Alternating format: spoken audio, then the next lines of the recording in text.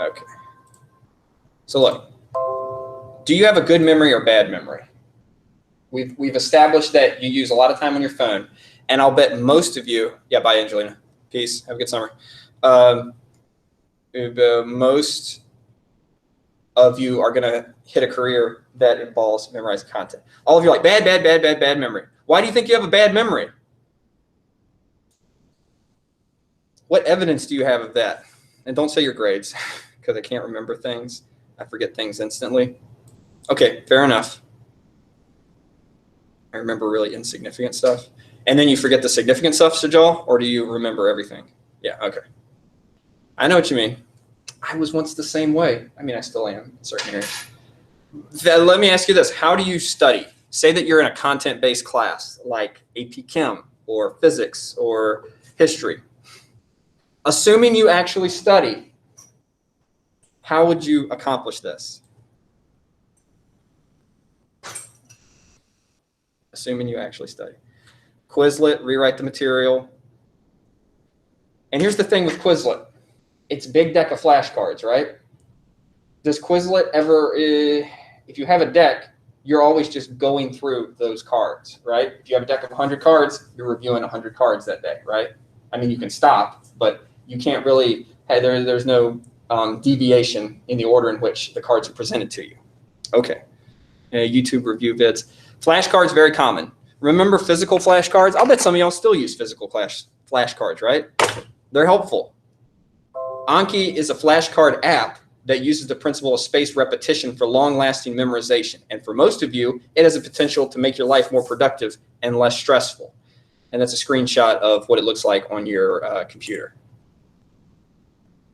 So all of you in class, I've known you for a year now, a school year at least, and I can confidently say that all of you have league average brains. Some of you have beyond league average brains, but everyone has the capacity to memorize as much as you want. It's just all about proper training. All of you, from what I've observed, probably would fail at running a marathon in under 5 hours. It's difficult, right? I don't think anyone in this class is on the track team or does like cross country or anything like that. I do. Oh, I'm sorry. But you're a sprinter. You're a sprinter though. No, I do distance. You do distance as well? I run the mile and the Right. 2 miles. The exception is Layla. Sorry, Layla. It works for fourth block because they're incredibly sedentary. But this crew, yeah, there's some athletes, I'll bet. Yes, I did it too. All right. Oh, and Narelle does track. Oh, God, this class sucks for this metaphor. My point is, just work with me, okay? If most of you train daily for 6 months to a year, everyone in this class could easily break the 5-hour mark, okay? So, honey, you think you could run a sub 5-hour marathon right now? Okay, all right. What's the most you've ever run at once? Do you know how long a marathon is? Like mile-wise? It's 26.2 miles. 5 miles. 26.2. Can you run 26.2 miles in under 5 hours? You could. You could. I totally believe that everyone in this class could if they trained for it for a year. There's a few of you who probably, if I just told you to go out there and do it now, could accomplish that. But just the same way, some of you can memorize lots of content on your own with your own way. And some of you are like, I have bad memories. But it's not, there's no inherently like bad memory. There's just bad ways of studying content that leads to you forgetting stuff. For most people, and obviously there are exceptions of people who have cognitive disadvantages. But like I'm saying, I've observed all of you long enough this year to be confident that this applies to everyone, okay? They call it plasticity, like the brain plasticity, the way that we're able to hone different skills in our brain. And it can go away. It's just like training the muscles, right? If you give certain amounts of stress, that's how muscles get stronger. You stress them to a point of almost failure, and then you give it some rest, and then you try again a little bit harder, and then you get bigger muscles, right? Same principle with your brain and with studying. But what does that mean? How does that apply to studying? It's called spaced repetition. And if you're following along in the notes and you want to read the Wikipedia article about spaced repetition and the history of it, I give you the link right there. So I'm trying to give you an example of how what spaced repetition looks like with flashcards, because it's usually with flashcards. Let's say you're in AP US. You had to memorize a lot of dates, right?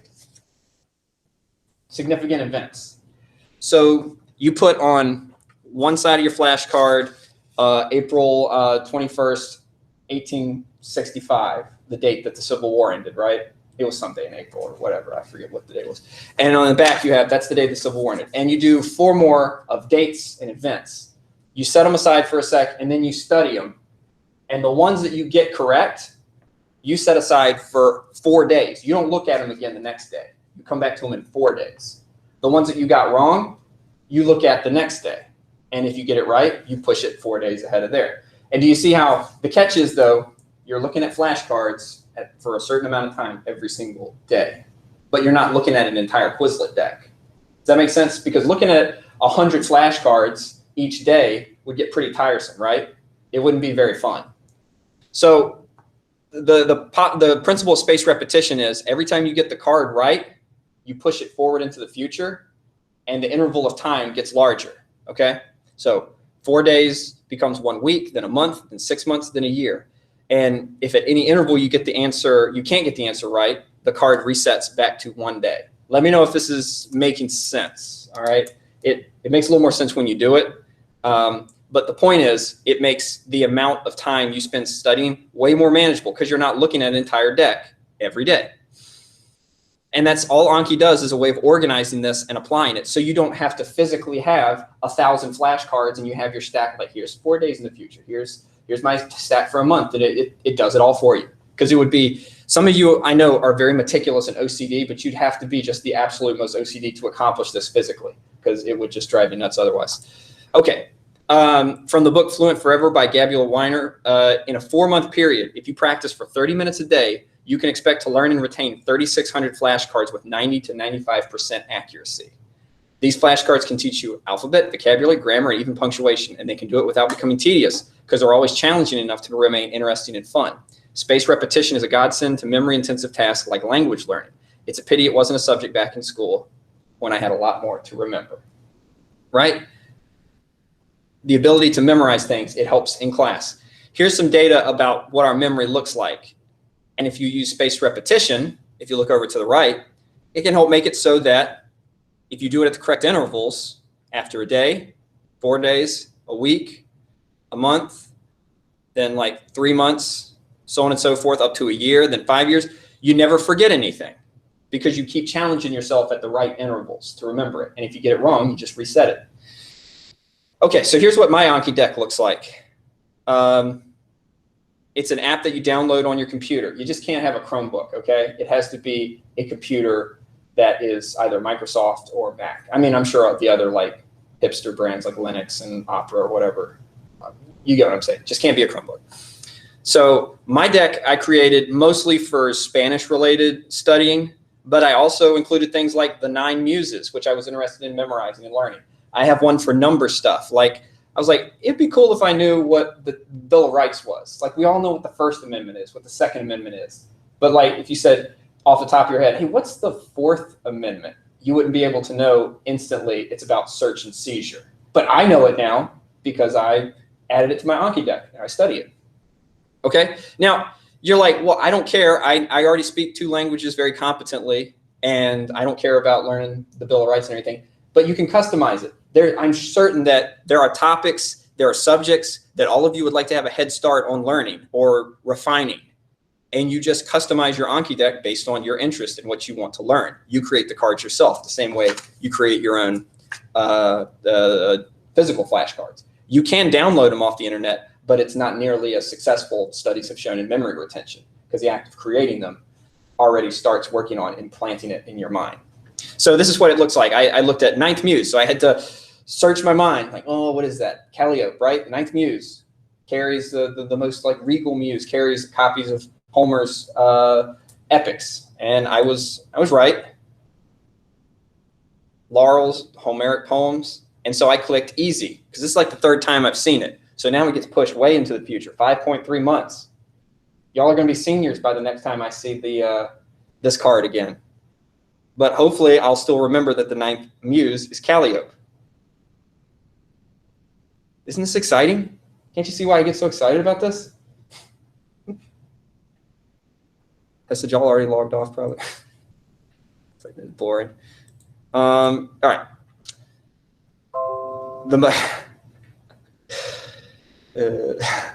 All right, so y'all, wouldn't this make you excited to study using this app?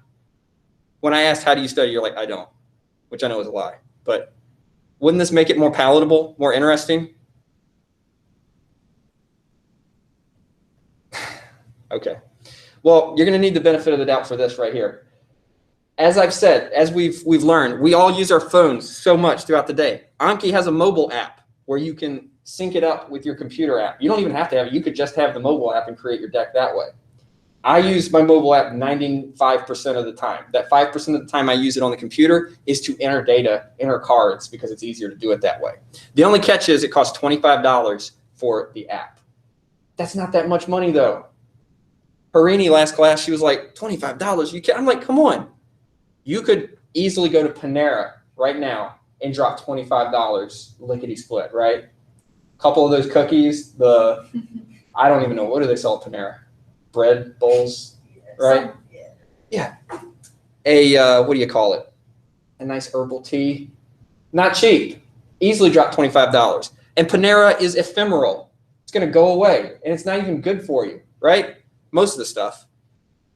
Okay, thank you, Amon. Yeah, only costs money if you're using, an iPhone. Free for Android. So that's great. Some of y'all have Android, right? So it's free. Why not get it? It could be the difference if you say you just are like, my lexicon sucks. I don't even know what the word lexicon means. It means the words that you have at your disposal that you understand, right? You know, like my lexicon's terrible. I want to do better on the verbal portion of the SAT. So I'm going to enter in 1,000 different SAT level words with their definitions on the other side. And you just study those over the summer. That could be the difference in a 50-point bump in that score. It could mean the difference if you focused on chem in your ability to know polyatomic ion charges, right? Wasn't that important in chem? To know it off the top of your head? Yeah. I know all the polyatomic ion charges. I'm not even a chem. No, I'm kidding. I don't know. I had to go over to the chemistry teachers and be like, so what would be some content that would be beneficial for them to have memorized? And that's what they say. What about trivia night? Y'all all go to trivia night with your friends at the local bar, right? No, you don't. But you're aware of what trivia night is. Imagine knowing lots of trivia. And how don't we like people who know lots of stuff? I mean, we do. We don't like know-it-alls and people who are arrogant about the way they display it, but it is helpful to know lots of stuff, right? It could be the difference between you getting into med school or have to slum it in dentistry school, guys. The horror. Imagine if you had to become an optometrist instead of a doctor. Yeah, imagine that fate. That's a fate not worse than death, but it's pretty horrible. I remember when my brother got into med school and we went to VCU to like the bookstore, and there was like med school swag at the top, and there was like dentistry school, then maybe like vet school, and then optometry school at the bottom. I was like, it's so just bleakly tiered up there like that. Ugh, poor things. So anyway, I'm just being silly, but you get what I'm saying. It could mean a happier life, stomping all over other people because you know more than they do. Because we have seen in this class, haven't we, that emotion is very valuable in getting what you want, but there is a certain amount of logic that's necessary. And the more knowledge you have in your mind, the more that can be at your disposal, right? Knowledge truly is valuable if it's used correctly with the correct combination of logic, authority, and emotion. And this could be an asset for you in that journey that you're on. Okay? So no one wants to roast me for having a generic iPhone background? I was literally just thinking about that. I literally crossed my mind. I was like, I think my mom has that background. Never changed it. Never. No interest. No interest. Okay. All right. Any other features of my iPhone screen? I was judging the time. Am I sponsored by them? No. So, honey, I'm not sponsored by them. But no one's going to admit it. But there are some of you in this class that I know would benefit from this. All right. Here's why I care so passionately about it.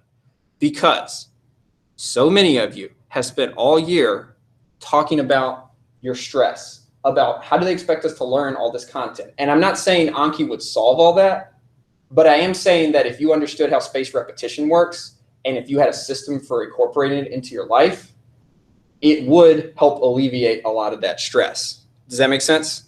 I'd get it if I didn't have to make the cards. Jonathan, you can download cards straight off the internet. You don't have to make them. It's just if you make them, you tend to memorize them better. Yeah, you can find Anki decks for anything. You do have to note that it's important to know how to make effective cards. So Iman, I'm curious, have you started using this? Yeah, I've been using it for a few months. So what goes into making an effective card? Making sure that, like, let's say you're doing it about a topic in biology, you're not doing it for every little small fact, because you're going to end up with like 200 cards in a deck and you're just going to feel overwhelmed.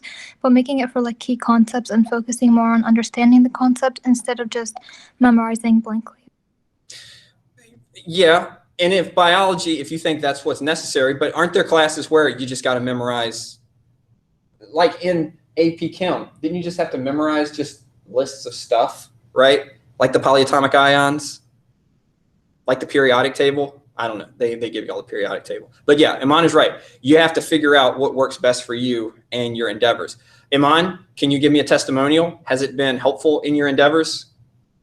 Yeah, I've used it to study for my AP exams, and I just use it for like 15 minutes every single day, and my AP exams are pretty easy because of that. Hey, I'm glad I'm recording this. Hey, Iman, are you being sponsored to say this? No, of course not. Yeah, of course not. Iman's proof positive. Iman, I forget, did we talk about this in class or in peer? Yeah, we talked about it in peer before. All right, good. All right. So look, yeah, Iman's given the testimonial. And notice, how much time did you say you spent on it, Iman? Like 15 minutes every day, and that was only for AP exams. But like for other basic tests, it was just like normal. It wasn't even that hard. Yep. So if you're adding, if your deck is made up of maybe maximum 1,000 cards, you might have some days where you have to study 40 or 50 cards. But even then, it takes maximum like 20 to maybe 25 minutes. And we've already said we spend all this time on our phones. You can devote a little bit of time each day to studying some cards, but that's the catch. For it to work successfully, for it to stick in your mind. Exactly. Yeah. Iman makes that point. You don't have to do it in one sit. You don't have to just sit down and if you stop, you're done or everything's ruined. You can do 5 cards right now. You can do 5 cards when you're walking the dog, if you're just walking around, 5 cards when your parents are talking to you and you don't want to listen to them, right? Like anytime, as long as it takes place within the 24-hour span. But you just have to make sure you do it every single day, because if you take that time off, the process of spaced repetition is ruined. So, and do I need to say all this stuff I wrote down about do you ever miss checking Instagram every day or TikTok or anything? No, of course not. You don't. Just put a reminder on your phone, do Anki, and you'll never miss a day. My reminder comes up at 7:50, and then it comes up at 8 p.m. just to make sure I get those reminders, because sometimes I'll like accidentally click them and say that I did it. And a lot of times I do it as my son Charlie's getting dressed for bed. Like I make him put on his pajamas, and he's a little 4-year-old, so it takes him forever to put on clothes. I'll look over and he's like got his pants on his head and he's got his shirt on his, you know what I mean? Like 4-year-olds take forever. So I'm just sitting there doing my Anki and I'm like, all right, son, yeah, you're not doing this right. Do that, do this.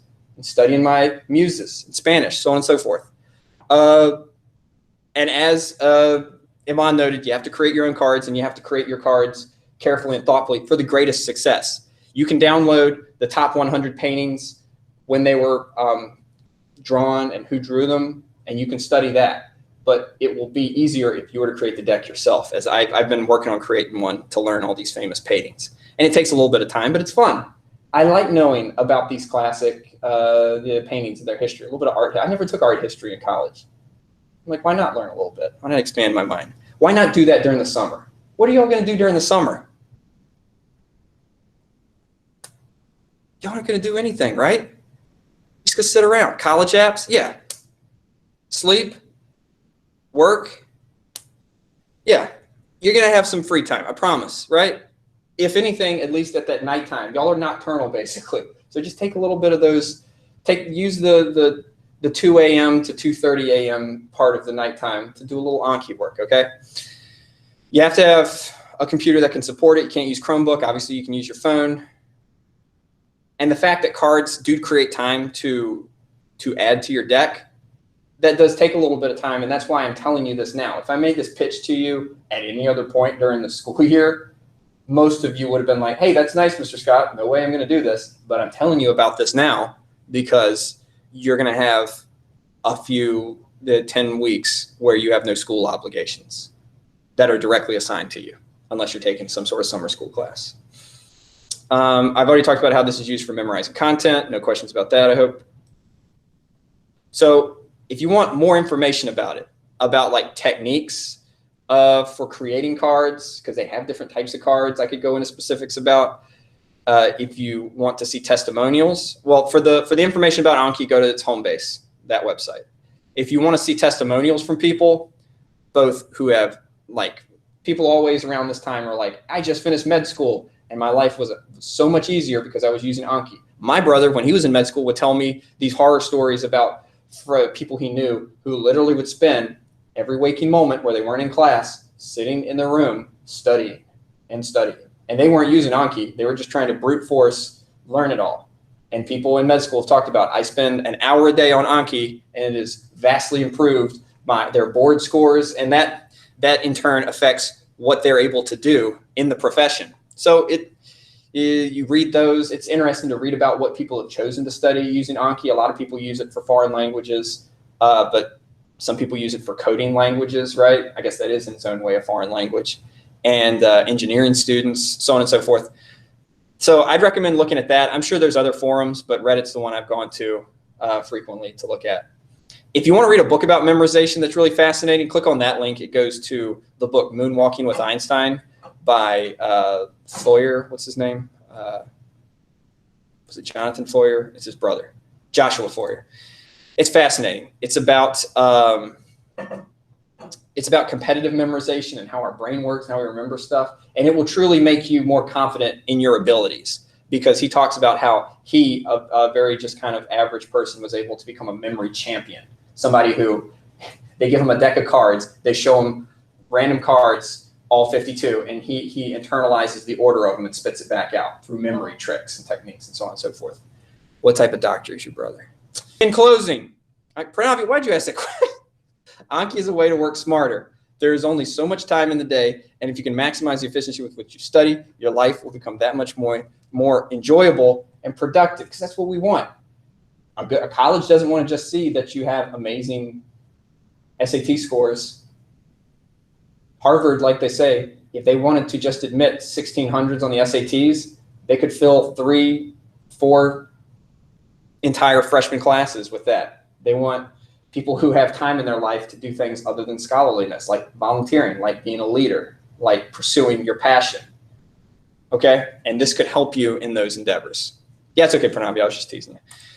So here's my incentive for you. And it sounds like, Aman, you might already qualify for this. So I'm going to need to get on this. If you come back to me in August and you can prove that you have used Anki for 9 weeks straight with no missed days, with a deck of at least 100 cards of scholarly content, I will give you one of the following prizes. I will give you $5. Wow. Well, okay, you don't have to take $5. I'll give you a commemorative button. I'll probably give everyone who does it a commemorative button, but then I'll throw on either $5 or I'll make a homemade pie for you, okay? I used to make good custard pies. I made a chocolate custard pie back in the day that was really good.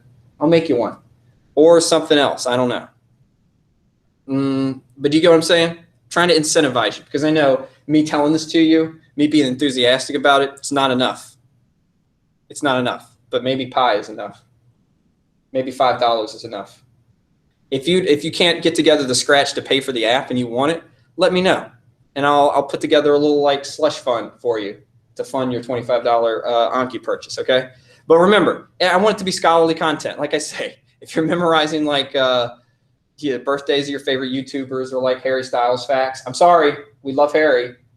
He's been playing his music in the hallway. Not scholarly content. If it's like advancing your like stalker interests or whatever, I don't want you doing that. That's not scholarly. Stuff that's gonna in some way enrich your mind. It doesn't have to necessarily be related to a school subject, but I do want it to be scholarly. Questions about that? You good? All right. All right. Obviously, if you're watching this on YouTube and you don't know me, I'm not going to give you anything if you do this, but hopefully this has been helpful for you. No one's going to watch this on YouTube. Maybe someone will. Sound off in the comments. All right. Stop recording.